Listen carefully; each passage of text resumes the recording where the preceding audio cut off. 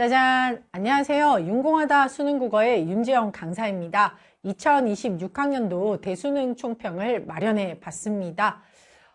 우리 친구들 수능 보고 온다고 너무 고생 많았고요. 사실 이 강좌를 클릭한 친구들은요, 수능을 너무 잘 봐서 총평을 듣고 싶어 하는 학생들은 많지 않을 것 같아요. 아마 여러 가지 이유로 꼭 국어뿐만이 아니라 다른 과목 때문에라도 내년을 한 번 더 기약해야겠다. 그래서 내가 올해 본 수능 전반적인 경향이랑 흐름을 미리 파악해둬야겠다 라고 생각하면서 1년을 더 준비하려는 친구들도 있을 것 같고요. 또 1학년, 2학년 친구들 중에 이제 나도 수능 준비해야 되는데 내가 상대해야 될 내 앞에 수능이라는 이 관문의 최근 전적, 이 친구의 어떤 최근 전력을 한번 분석해 보고자 들어오는 친구들도 꽤 많을 거예요. 그래서 그런 친구들을 위해서 전반적인 경향 우리가 한번 살펴보고 우리 내년 학습 방향은 어디에 집중하면 좋을지 이 수능을 기준으로 한번 생각을 해봅시다. 물론 또 6, 9평 나오면요. 6, 9평을 기준으로 한번 또 생각해 봐야겠죠. 이제 한번 들어가 보도록 할게요. 전체적인 컨텐츠는 이렇게 독서 총평, 문학 총평, 앞으로의 학습 방향 이렇게 구분해 봤고요. 독서론부터 먼저 바로 한번 살펴보겠습니다. 독서론은요, 첫 번째 독해 능력에 대한 관점이 서술돼 있어요. 그래서 사실 난이도 자체는 그렇게 높진 않았고요. 첫 번째 1번 문항에 보시면 윗글의 내용과 일치하지 않는 것은 이렇게 나와 있잖아요. 일치, 불일치 문항의 경우에 우리 친구들 특히 독서론 처음 푸는 친구들은 긴장도가 굉장히 높단 말이죠. 그래서 글을 읽을 때 막 튕겨요. 그때 정확하게 선지의 내용과 본문의 내용을 1대1로 대응하는 작업을 조금 해보세요. 그러면 긴장도도 조금 떨어지고 글의 의미를 끌고 들어오는 그 심리적인 게 좀 안정되면 향상될 겁니다. 비판문항, 2번이 비판문항인데 이런 2번 비판문항 같은 경우에는 추론이라고 여러분들이 생각하시면 안 돼요. 비판이라고 해서 정말 비판하려고 하면 안 되고요. 지문에 보면 한계점이나 단점 같은 것들이 있을 거야. 여기 같은 경우도 가장 마지막 문단에 보면 한계점이 있죠. 그런 부분을 1대1로 대응하면 뭐가 돼? 비판이 되는 거지. 그러니까 추론을 정말 추론처럼 풀지 마시고요. 1대1로 대응해야겠다. 이렇게 생각하는 게 훨씬 더 중요한 문제였습니다. 보기문항은 지문 내용도 조금 길고요. 정보량이 많았죠. 그래서 판단하는데 시간이 좀 걸려서 이 도입부에 이거부터 푼 친구들은 빨리빨리 안 풀려가지고 생각보다 까다롭다라고 느낄 수는 있었을 것 같습니다. 두 번째 지문, 법해석 방법과 보증계약 지문이고요. 가나 복합 지문에 이번에는 사회 영역이 출제됐네요. 드물지만 있었죠. 연계 내용이 많았기 때문에 여러분 그렇게 높은 어려움을 가지고 있진 않았어요. 그러니까 사실 채권 채무는 워낙 기출에도 많이 나오고요. 또 담보지문은 작년 그리고 올해 여러 번 빈출되었던 제재이기 때문에 우리 친구들한테 그렇게 낯설진 않았을 것 같습니다.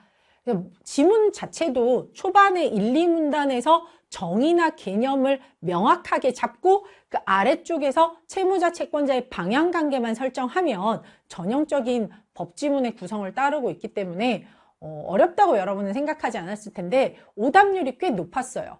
어디에서 오답률이 높았냐? 오히려 보기 8번 문항보다 6, 7번의 오답률이 더 높단 말이죠. 왜 그러냐면 우리 친구들 적절한 것은 적절하지 않은 것은 할 때 적절하지 않은 것은 나머지 4개는 본문이랑 대응해서 바로바로 소거가 되는데 적절한 것은 4개를 틀렸다고 판단하는 게 아직도 힘든 거예요. 문제 풀 때 감으로 풀기 때문에 이 적절한 것은이 나올 때 오답률이 훨씬 더 높아요. 이 문항 중에서 항상 적절한 게 난도가 높은 이유도 우리 친구들 나머지 4개를 명료하게 소거하기가 힘들기 때문입니다. 그러면 어떻게 해야 돼요? 본문에 돌아가서 자꾸 정확하게 대응해야 돼. 여러분이 왜 나머지가 명확하지 않냐면 읽고 나서 선지만 보고 자꾸 생각을 하기 때문이에요. 본문 가서도 정확하게 판단해 줄 수 있어야 되는데 그게 아직 잘 안 되는 거야. 그래서 그거를 열심히 하면 본문 가서 정확하게 판단하는 연습, 1대1로 대응하는 연습을 자꾸 해주시면 적절한 것은에서 오답률이 이거보다는 훨씬 더 떨어질 거라고 자신해요. 보기문항은 두려움을 좀 이겨내셔야 됩니다. 보기문항이 어려운 건 아니었는데 법에서 여러분 가장 기본적인 사고가 뭐냐면 법은 사람과 사람 사이의 권리 의무예요. 그러니까 이 사람과 사람 사이의 권리 의무를 문서로 규율한 거야. 그치? 성문화한 거야. 문서로 규율한 건데, 그렇다면 모든 법은 기본적으로 권리 의무의 관계가 있고 사람의 관계다 보니까 예외가 있는 거란 말이지. 그래서 법은 방향을 잡아줘야 돼. 채권, 채무자 방향을 잡고 판단은 당연히 발문 뭐라고 돼 있어요? 윗글을 바탕으로라고 돼 있잖아. 그럼 판단은 어디서? 본문에서 하는 연습. 그래서 법지문 다시 한번 정리하면 문단의 도입부에서 개념을 정확하게 설정하고 들어가는 연습이 좀 됐어야 되고, 전개 방식은 뭐 4번 문제 같은 경우는 판단할 수 있는, 그러니까 글의 흐름을 파악할 수 있으면 4번은 쉽게 풀 수 있죠. 적절한 것, 적절하지 않은 것, 여기서 오답이 좀 나왔을 텐데 본문이랑 대응해서 소거하는 것 좀 연습해라. 그다음 보기 문항에서는 방향 잡고 그 다음에 선지 판단해라. 이렇게 잡아낼 수 있겠습니다. 독서, 과학 영역, 열팽창 현상과 액추에이터, 이 부분이 가장 오답률이 높고 우리 친구들이 심리적으로 어렵게 느낄 건데요. 이것도 EBS에서 나오는 그 인바 소재 그대로 거의 나온 거거든요. 선형 열팽창 계수라는 지문 자체가 EBS 수능 특강에 실려 있어요. 소재에 익숙함이 난이도를 나눌 수 있다. 그래서 중이라고 느끼는 친구도 있고 상이라고 느끼는 친구도 있을 거다. 왜? EBS 연계를 했거나 화학을 선택한 친구들은 충분히 쉽게 풀고, 네 선택자는 좀 애매해, 어려워, 낯선 소재가 너무 많아. 이미 정해져 있는 정보를 이해하려고 하기 때문에 더 힘든 거야. 우리 친구들 과학지문이 왜 어렵냐면요, 선형 열팽창 계수 이해하고 싶어, 액추에이터 이해하고 싶어. 여러분, 사과가 왜 사과야? 포도는 왜 포도야? 그 이해하려고 안 하잖아요. 여러분들 이미 정해져 있는 정보, 이미 정해져 있는 액추에이터가 왜 액추에이터인지 제발 생각하려고 하지 마세요. 그걸 이해하려고 하기 때문에 여러분들이 너무 힘든 거야. 그래서 이미 정해져 있는 정보를 이해하려고 하지 마시고 있는 그대로 이 새로운 소재의 현상의 선후 관계, 비례 관계, 여기에만 집중해서, 즉 서술어에 집중해서 잡아주는 연습을 하는 게 굉장히 중요합니다. 선지에서 평가원이 이 소재가 약간 여러분이 까다로웠을 거라고 생각을 했나 봐요. 그래서 지문 보시면요, 지문이랑 선지랑 1대1로 대응할 수 있도록 문단별로 키워드가 정확하게 나눠져 있고, 그 키워드를 잡고 돌아가셔서 판단만 잘, 대응만 잘했어도 풀 수 있는 문제가 다였어요. 그래서 여러분들 평가원이 굉장히 친절하다는 점, 어렵다면 수어를 중심으로 본문에 가서 대응해서 풀면 정말 어지간한 문제는 풀린다는 거 알고 있으면 좋을 것 같습니다. 보기 문제에서는 조건을, 판단은 본문에서. 이게 무슨 뜻이냐? 기술 지문이나 과학 지문은 보통 소재에서 주어진 개념과 정의 그리고 과정을 보기에 그대로 실린 경우가 많아요. 그럼 보기의 그 사례를 어디 해당 몇 번째 문단에 가서 판단할지 먼저 생각하고 그 해당 문단에 가서 여러분들이 찾는데, 발문 보면 나와 있어요. 여러분, 발문에 뭐라고 나와 있냐면 발문에 이렇게 나와 있어요. 윗글을 바탕으로 보기를 이해한 내용으로 적절한 것은. 그러니까 다른 말로 하면 윗글을 바탕으로 좀 이해해라 이 말이잖아. 그러면 문항에서는 몇 번째 문단을 쓸지 생각하고, 판단은 본문에 가서 윗글을 바탕으로 판단하는 거야. 그래서 윗글을 바탕으로 판단을 하는 연습을 좀 많이 했으면 좋겠어. 그래서 선생님, 여러분들 특히 과학기술 지문 어려워하는 친구들이 있는데, 앞으로 우리 친구들이 학습을 할 때는 보기 문항에서 판단은 어디서? 본문에서 한다. 이 한 줄 너무 중요해. 이것만 머리에 있어도 조금 더 훨씬 더 과학기술 지문 잘 풀 수 있을 거예요. 아시겠죠? 그 다음에 마지막 인문지문, 인격의 동일성에 관한 다양한 관점. 요거는 24년도 6평의 쉬운 버전이었다고 생각하고요. 칸트 나오면 일단 좀 겁먹는 친구들 많죠? 그렇죠? 헤겔, 칸트 나왔을 때. 근데 차이를 중점으로, 인문지문의 기본은 차이점입니다, 여러분. 차이점을 중심으로 자꾸 생각을 하면요, 칸트와 다른 사상가들의 생각, 그리고 인격 동일성에 대한 어떤 사상가들의 생각을 차이점 중심으로 생각하면 별로 안 어려웠을 거고요. 추론 문항을 정말로 추론하려고 하지 말고요. 이것도 결국 일치 불일치의 확장된 버전이다 라고 생각하시면 좋아요. 견해 비교, 보기 문제 조금 까다로웠을 텐데 여러분들이 17번 문제가 뒤에 있다 보니까 아무래도 시험지를 다시 앞으로 넘기는 그 과정을 귀찮아해요. 근데 여러분, 이거 인생이 달린 문제잖아요. 그쵸? 그러니까 견해 비교는 반드시 뭐랑 해라? 본문과 함께 해라. 발문 제발 읽어라. 윗글을 바탕으로라고 하면 윗글이랑 같이 판단하려고 애를 써라. 근데 윗글을 바탕으로 뭘 선후로 판단할지는 선생님 강의를 조금 들었으면 좋겠어. 그러면 우리 친구들이 보기에서 생각보다 이렇게 쉽게 풀 수 있을 텐데 라고 생각할 거예요. 이게 총평이다 보니까 보기 한 문제를 뭐 자세하게 설명해 줄 수는 없고 뒤에 해설하면서 어떤 식으로 푸는지 조금 자세히 알려드리도록 할게요. 해설할 때.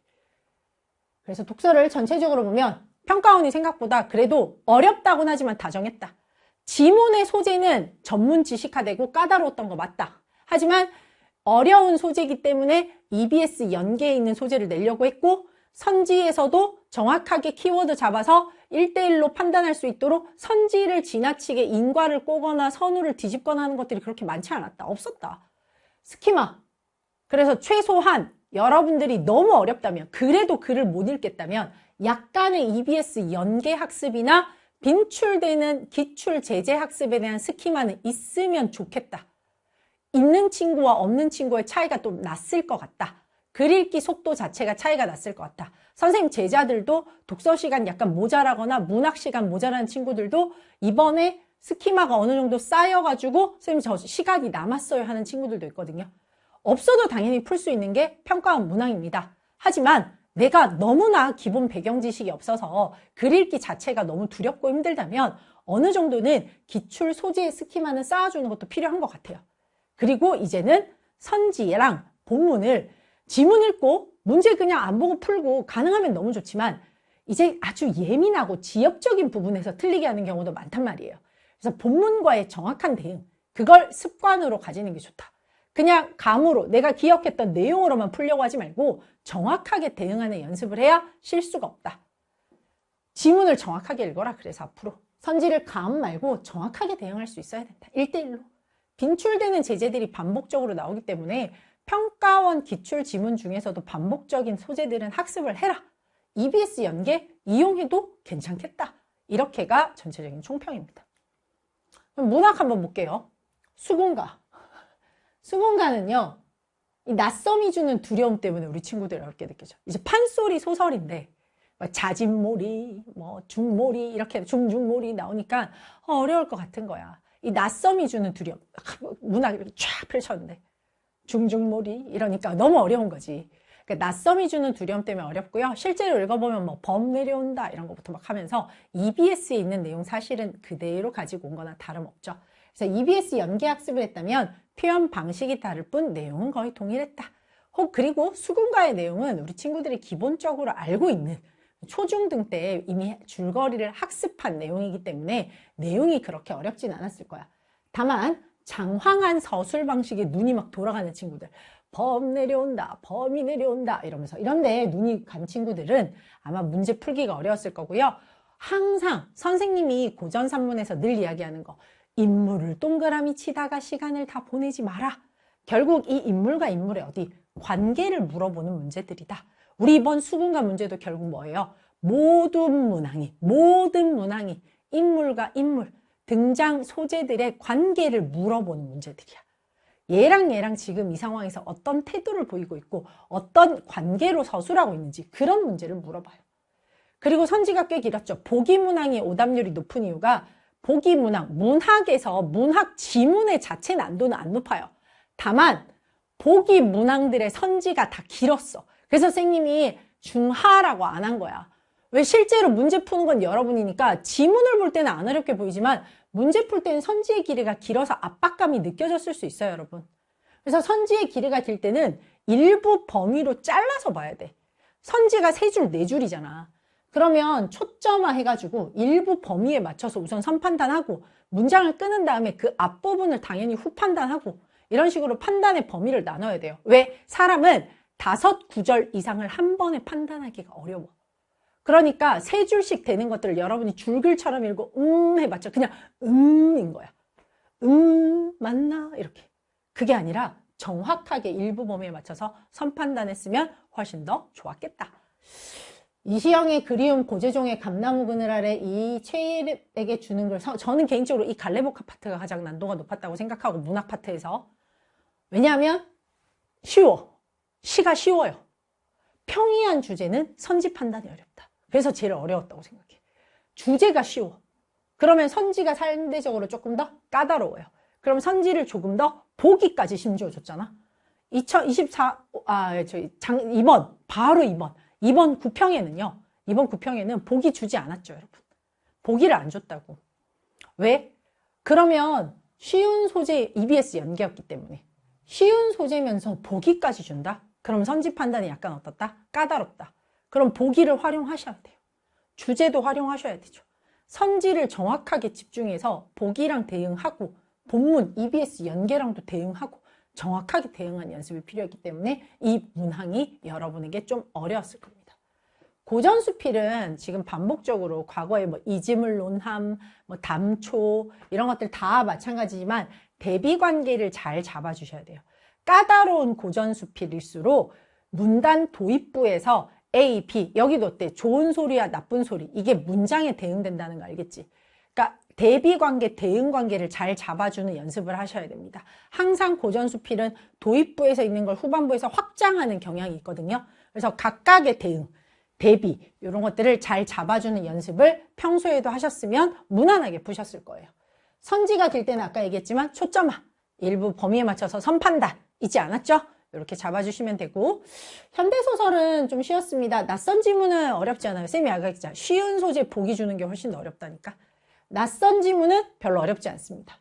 결국 시점과 공간에 대한 심리 판단을 얼마나 잘하는가. 그리고 쌤 매번 얘기하는 서술자 문제 늘 나왔던 거 맞죠? 그래서 서술자 문제와 같은 것들은 평가원이 자주 빈출되게 내는 거니까 현대소설에서 시점, 서술자 이런 것들은 반드시 잡아주셔야 되고요. 현대소설은 전범위를 물어보는 것도 있는데 박스 처리를 하거나 일부 범위를 물어보는 문제들이 항상 꼭 나오죠. 그래서 일부 범주를 설정하는 문제는 그 일부 범주에만 집중해서 한정해서 풀면 가볍고 빠르게 풀 수 있습니다. 국왕의 북새곡 이거는 이제 EBS를 연계 학습을 철저하게 한 사람과 안 한 사람의 차이가 많이 나는 연계 학습을 한 사람은 오히려 하까지도 볼 수 있어요. 너무 쉬웠다. 근데 EBS 연계 학습을 안 하고 뚫으려는 친구들은 풀 수는 있는데 좀 까다로웠다. 뭐 너무 어렵다까지는 아니고요. 좀 까다로웠다. 전반적으로는 심리 부분에 집중하면 풀 수 있는 문제고요. 34번의 오답률이 높은 이유는 판단 범위를 우리 친구들이 설정하는 데서 또 계속 선지가 기니까 그냥 줄글로 쭉쭉쭉 읽기 때문에 오답률이 높은 거지 문제 자체가 너무 까다로워서 그런 건 아닙니다. 그럼 어떻게 하면 좋냐? 문학 작년에 비해서 되게 쉬웠어. 최근 경향 중에서 가장 쉬웠고 구평보다도 쉬웠어요. EBS 연계가 충실하게 정말 반영됐고 EBS 연계는 거의 지문이 일부 범위가 거의 동일하게 나올 정도로 본문 그 자체가 중요했던 것 같다. 그리고 우리 친구들 여전히 문학이 쉽더라도 보기 문제, 보기의 선지가 길어지고 보기 판단하는 데는 어려움을 겪는다. 방법을 잘 모르는 것 같다. 그래서 보기 판단에 대한 방법론. 왜냐하면 3점짜리잖아요. 수학으로 치면 여러분 4점인 거예요. 4점짜리 준킬러 문항들이나 마찬가지야. 이걸 해결하려는 노력이 필요할 것 같다. 우리 친구들 앞으로 학습할 때는 보기 문항을 내가 어떻게 학습할지에 대한 판단 기준이 있어야 될 것 같다. 그래서 앞으로 보기 문항 선지가 길 때 뭘 선판단하고 후판단할지 초점하는 전략이 있어야 될 것 같다. 연계작품은 본문이 내용 거의 그대로 나온다. 기출을 통해서 그러니까 이런 선지가 길 때 어디에 집중하고 어디까지 허용할지를 판단하는 선지의 허용 가능성의 범위를 정확하게 잡는 게 중요하겠다. 그 다음에 EBS 연계 중요할 것 같다. 이렇게 우리가 총평을 가볍게 했습니다. 26학년도 대수능 총평 이렇게 해서 마무리할 거고요. 우리 친구들 이제 조금 주요 문항 해설 들어갈 거거든요. 오답률이 높았던 문제들 또 1, 2학년 친구들 한번 풀어보고 그 다음 선생님 해설 들어오면서 이제 수능을 준비하도록 하시죠.